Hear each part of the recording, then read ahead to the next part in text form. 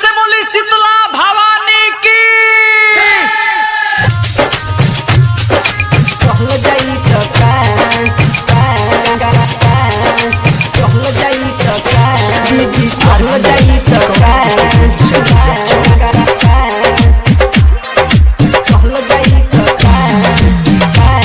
नवरात्र आइल बा निमिया हरियाइल बा थकान होई दूर जे भी थकाइल बा कलसा से कलसा चाची जदी लड़ जाई त का जल भर ए सखी दीदी चल जाई त का जल भर ए सखी दीदी चल जाई त का चल जाई त का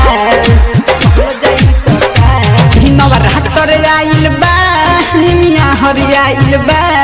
थकान होई दूर जे भी थकाइल बा कलसा से कलसा चाची जदी लड़ जाई त का जल भर ए सखी दीदी चल जाई त का जल भर ए सखी दीदी चल जाई त का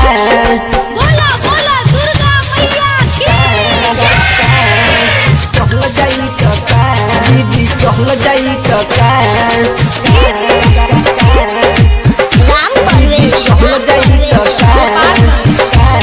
भक्ति के रंगे बा सब एक संगे बा नाचत गावत चलो मन में उमंग बा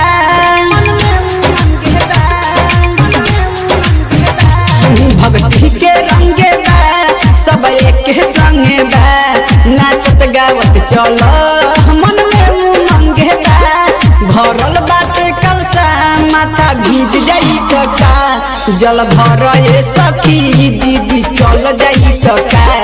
जल भर ए सखी दीदी चल जाई त का चल जाई त का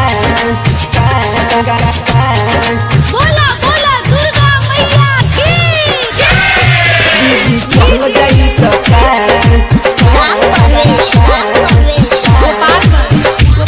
दीदी के संगे सखी भौजियो बा हमर डीजे बजावे खातिर प्रदीप दिहले चल